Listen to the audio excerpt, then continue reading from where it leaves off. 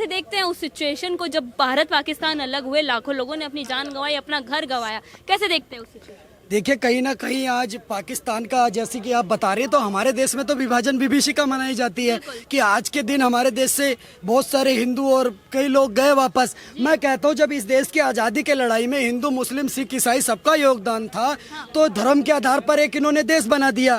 पहले इन्होंने वहाँ पे जो गृह मंत्री थे उनको अच्छा रखा, बाद में उनके साथ गलत कृत्य करके उनको निकाल दिया गया। तो कहीं ना कहीं पाकिस्तान आज की डेट में अगर बात करें, सिर्फ और सिर्फ पूरे विश्व को आतंकवाद परोसने का काम कर रहा है। नहीं, पाकिस्तान भी सक्षम देश है, उनकी आर्मी स्ट्रांग है, न्यूक्लियर पावर है पाकिस्तान के पास। देखिए पाकिस्तान की आर्मी इतनी ज्यादा स्ट्रांग है कि 1971 में हमने उनके 90,000 सैनिक बंदी बना लिए थे राइफलों के साथ। इतनी स्ट्रांग है पाकिस्तान आर्मी कि जब भारत की आर्मी घुसी तो लाहौर तक हमने कब्जा कर लिया था। इतनी स्ट्रांग है पाकिस्तान की आर्मी कि अभी भी जब भारत सीज फायर करता है, भारत की तरफ से जब गोलीबारी होती है तो पाकिस्तान के जवान पोस्ट छोड़ करके भाग जाते हैं। इतनी मजबूत है पाकिस्तान की आर्मी कि बगल में छोटा सा देश आज पाकिस्तान की नाक की खाल बन करके बैठा हुआ है। तो वही चीज है मैडम, पाकिस्तान आर्मी के बारे में क्या ही कहा जाए तो अच्छा है। इनके शौर्य के किस्से आप सुनेंगे तो बड़ी लंबी कहानी है, किस प्रकार से इन्होंने मैदान छोड़ा, किस प्रकार से सरेंडर करा। मैदान नहीं छोड़ा है, पाकिस्तान भी वही सक्षम देश है, पूरा भारत की बराबरी कर रहा है आज। देखिए मैडम पत्रकार महोदय, आप पता नहीं आपने कहाँ से पढ़ाई करी है, पर जितना इतिहास मैंने पढ़ा है, जितना मेरे को पता है, पाकिस्तान आज आटे के लिए भीख मांग रहा है।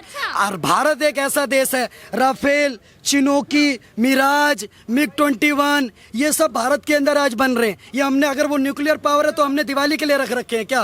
कि यहाँ पर दिवाली मनाएंगे हम भी तो न्यूक्लियर पावर है। अगर पाकिस्तान हमारे ऊपर हमला करता है तो ज्यादा से ज्यादा 15 करोड़ लोग खत्म होंगे। लेकिन अगर भारत ने सोच लिया कि पाकिस्तान को खत्म करना है तो अगले दिन पाकिस्तान का नक्शा ही नहीं दिखेगा। इस बात को समझना पड़ेगा। उत्तर प्रदेश के 25 करोड़ लोग सिर्फ और पाकिस्तान के बॉर्डर पर शोर कर देंगे ना, तो बहरे हो जाएंगे पाकिस्तानी। कैसे बात कर रहे हो पत्रकार? 25 करोड़ लोगों की बात कर रहे हैं। आज योगी जी ने कहा कि या तो पाकिस्तान भारत में विलय हो जाएगा या फिर समाप्त हो जाएगा। तो किस कगार पे लगता है आज आपको पाकिस्तान? देखिए योगी जी की बात पर आप इतना ही भरोसा कर सकते हैं जितना कि आप एक डॉक्टर पर भरोसा करते हैं। योगी जी ने बोला था ना मिट्टी में मिला दूंगा, मिट्टी में मिल गए कि नहीं मिल गए? योगी जी ने बोला था ना कि आतंक मुक्त उत्तर प्रदेश, भय मुक्त उत्तर प्रदेश। आज उत्तर प्रदेश में किसी बहन बेटी के साथ गलत होता है क्या? हुआ, अयोध्या में हुआ, कन्नौज में तो उसके बाद आपने एनकाउंटर नहीं देखा, उसके बाद बुलडोजर की कार्रवाई नहीं देखी। मैटर ये नहीं करता पत्रकार महोदय कि घटना हुई है, मैटर ये करता है घटने के बाद प्रक्रिया क्या हुई है। आप देखिए ना, एक बहन बेटी का दुपट्टा खींचा था एक लड़के ने, आज वो कहाँ है? आज 72 हूरों के पास है। अरे बारिश के मौसम में 4 बंदों 20 लोगों ने खड़े होकर के सिर्फ एक बहन बेटी पे पानी उछालने का काम करा था, आज जेल की सलाखों के पीछे खड़े हुए हैं।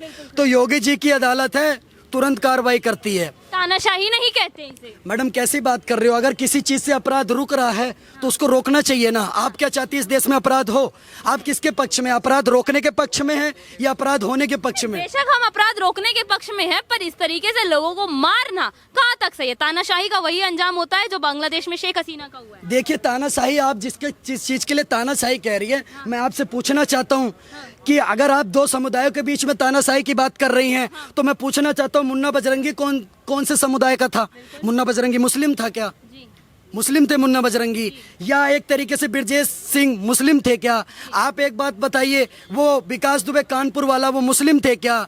पाठक जी मुस्लिम थे क्या? इनका इनकाउंटर नहीं हुआ क्या उत्तर प्रदेश में? लेकिन इनके ऊपर बात नहीं होगी। बात किस पर होगी? सिर्फ और सिर्फ अतीक अहमद, सिर्फ और सिर्फ मुख्तार अंसारी। आज इस देश के मुसलमानों को सोचना पड़ेगा उनका आइडल कौन है। आज इस देश के अंदर उत्तर प्रदेश में अतीक अहमद मिट्टी में मिलता है तो उसके जनाजे में 4 लाख लोग आते हैं। इस देश के अंदर एपीजे अब्दुल कलाम की शहादत देते हैं, एपीजे अब्दुल कलाम जी की मृत्यु होती है तो वहाँ 100, 200, 500 लोग आते हैं। तो ये अपना आइडल चुने, इनका आइडल कौन है? नहीं, आज आप पाकिस्तान को भारत में विलय करने की बात कर रहे हैं, पर वहीं दूसरी ओर देखें तो बांग्लादेश फिर से, पहले ईस्ट पाकिस्तान कहा जाता था, आज फिर बांग्लादेश पाकिस्तान बन चुका है। देखिए पत्रकार महोदया, ये जो एक समुदाय है जिसको इस देश में विशेष समुदाय कहा जाता है, ये कभी किसी ये कभी किसी का सगा ही नहीं हुआ। अच्छा। जिस मंदिर ने 50 लाख लोगों को खाना देने का काम करा, उनके मुसीबत के दिनों में आज उन्होंने उसी मंदिर को तोड़ने का काम करा। तो मैं कहता हूँ जिन्होंने कश्मीर फाइल नहीं देखी थी, जिन्होंने केरला स्टोरी नहीं देखी थी, जिन्होंने गुजरात दंगे नहीं देखे थे, जिन्होंने अभी बांग्लादेश को नहीं बंगाल को नहीं देख पा रहे, जो अभी कर्नाटक को नहीं देख पा रहे, जो और दंगे नहीं देख पाए, जो पिछली सदियों में हिंदुओं के साथ क्या हुआ वो नहीं देख पाए, आज वो कान खोल करके आँख खोल करके बांग्लादेश की हालत देख लें। यही हालत भारत देश के अंदर ये पैदा करेंगे। लेकिन इनकी जानकारी के लिए बता दूं, इस देश के अंदर 110 करोड़ सनातनी है, इनको मिट्टी में मिला देंगे। 110 करोड़ सनातनी तो है पर उनमें एकता नहीं है। स्टैचू ऑफ यूनिटी बना देने से लोगों में एकता नहीं आती है। मैडम पत्रकार महोदय, अगर इस देश के सनातनियों में एकता नहीं होती तो प्रधानमंत्री मोदी जी तीसरी बार प्रधानमंत्री नहीं बन रहे होते। इस बात को समझिएगा। ये हिंदू है, ये देर आता है लेकिन इतना दुरुस्त आता है कि ताबड़तोड़ तरीके से काम करता है। पाकिस्तान की अगर बात करें तो सक्षम देश है, कश्मीर वापस लेने की बात करता है। देखिए मैडम, मैं कहता हूँ कि सेना पर पत्थरबाजों को कोई इतना समझा दो, ये गांधी के गाल नहीं है, उनको इतना बतला दो। नई सदी का भारत है ये, 62 वाला दौर नहीं। हम दुनिया के दादा हैं, हम दिल्ली हैं, लाहौर नहीं। उरी का उत्तर घर में घुस के ठोक के देना सीख लिया, पुलवामा का उत्तर बालाकोट से देना सीख लिया। अब ये पहले इनसे उलझ के निकल के आए। अब मैं कहता हूँ पाकिस्तान में 13 तारीख से लाइटें नहीं जल रही, खौफ में बैठे हुए कहीं इंडियन आर्मी अटैक ना कर दे। आप कह रही पाकिस्तान सक्षम देश है। कैसा सक्षम देश है जिसके अंदर इतना भय का माहौल है? भारत का एक 7 फुट का जवान जब खड़ा होता है ना, तो पाकिस्तान भी कहता है जनाब हिंदुस्तान में तो नहीं। उसी पाकिस्तान के एक प्लेयर ने भारत के नीरज चोपड़ा को हराया है इस बार। देखिए मैडम एक बात बताइए, किस चीज में हराया आप बताइए? जॉलिन फेंकने में, जो भाला फेंकने में ना, उसमें हराया ना। तो शुरुआत से पाकिस्तानी पत्थरबाजी है। ये लो धड़ाम, इनको शुरुआत से पत्थर फेंकने की आदत है, बम फेंकने की आदत है, उसमें तो ये लोग आगे हैं ही। मैं कहता हूँ पत्थरबाजी में कौन सा देश आगे है? आतंकवाद में कौन सा देश आगे है? बम फेंकने में कौन सा देश आगे? तो वहाँ तो ये आगे ही रहेंगे। आतंकवाद का सबसे बड़ा अड्डा है पाकिस्तान। ये पत्थरबाजी अच्छे से नहीं करेंगे तो कौन करेगा? कोई सनातनी इतनी अच्छी पत्थरबाजी करता है क्या? एक हिंदू का नाम बताइए जिसने पत्थरबाजी करी हो। एक हिंदू का नाम बताइए जो बम लेके जय श्री राम बोल के फट गया हो। नहीं, क्योंकि सारे के सारे ये लोग हैं शुरुआत से फेंकते हैं। पाकिस्तान आतंकवादी ही पैदा करता है। देखिए पत्रकार महोदय, आपको समझना पड़ेगा, जाकिर नाइकू कहाँ का था? ओसामा बिन लादेन कहाँ का था? ये एक बात बताइए, पाकिस्तान में 2 कौड़ी का बैठा हुआ है जो भारत को सुबह शाम गाली देता है। ये कौन से देश का है? पाकिस्तान का है। जब आतंकवाद पालोगे तो आतंकवाद तो आपको मिलेगा। लेकिन आपकी जानकारी के लिए एक बात बता दूं, आजकल इस देश के अंदर विदेशों में एक अज्ञात नाम के लोग चल रहे हैं। इस बार पाकिस्तान का क्या हाल होगा?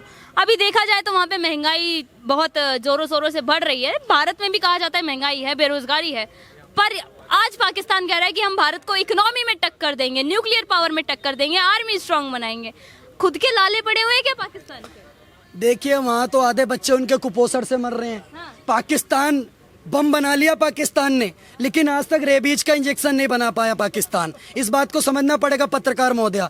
पाकिस्तान में रेबीज का मजाक की बात नहीं कर रहा, ये फैक्ट है, आप जाकर चेक करिएगा। आज भी पाकिस्तान में रेबीज का इंजेक्शन यूएस से आता है।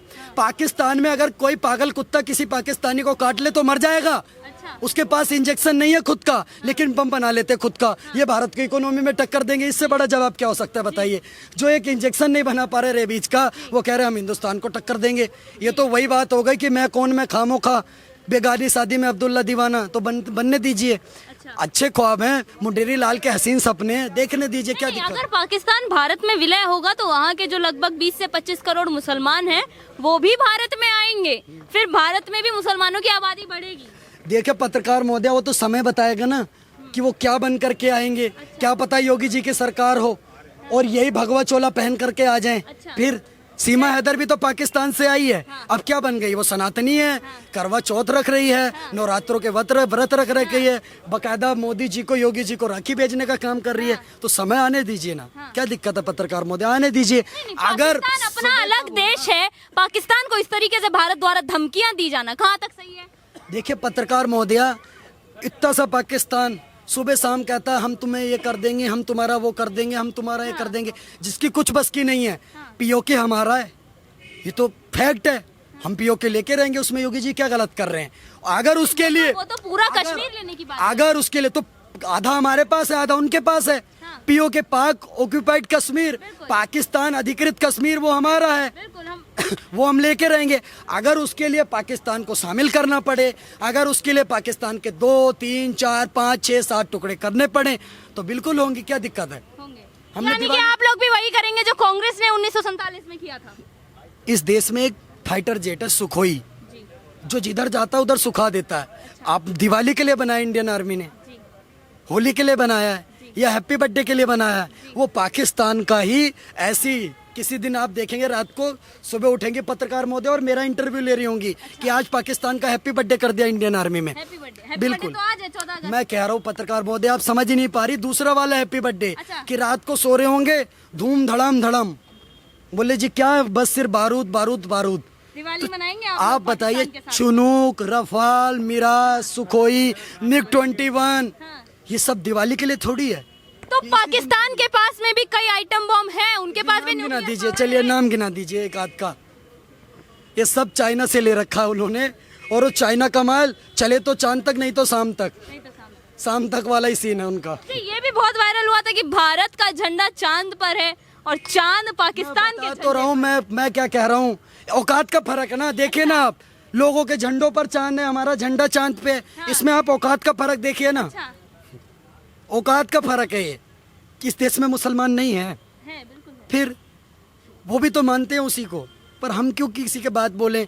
लेकिन आज भी जब वो ईद मनाते हैं तो उसी चांद पर एक शिव शक्ति पॉइंट भी है, उसी को देखकर आज ईद की मुबारकबाद देते हैं। आपने ये नहीं बोला पत्रकार महोदया, ये भी तो बोलना चाहिए। नहीं ये तो गलत है ना, आप किसी के मतलब इस्लाम पे या फिर उन लोगों के जो सेंटिमेंट्स हैं उनको ऐसे ठेस नहीं पहुंचा सकते। मैंने कौन से सेंटिमेंट को ठेस पहुंचा दिया पत्रकार महोदया।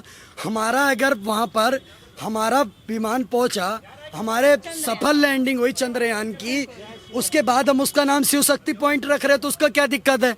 ये भी कुछ भेज के अपना रख लें, हमने तो मना नहीं करा, पर इनके खाने के लाले ये क्या चंद्रयान भेजेंगे।